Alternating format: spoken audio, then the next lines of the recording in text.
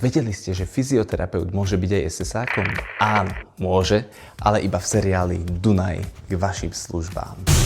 A teraz vám ukážem, ako vyzerá môj bežný deň. Ráno ešte stíham zaniesť syna do škôlky a potom už prepínam do pracovného režimu. Nasleduje presun do ateliéru, ktorý je na druhom poschodí, takže výťahom hore a ide sa do zákulisia. Najskôr všetkých pozdravím a idem do kostýmerne.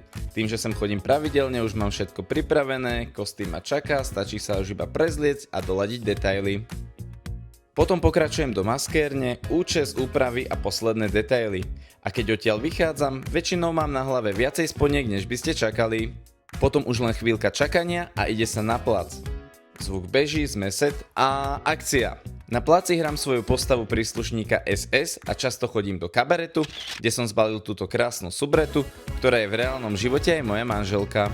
Keď sa povie obraz hotový, natáčanie končí a uniforma ide dole a ja sa presúvam do mojej skutočnej práce, ktorou je fyzioterapia.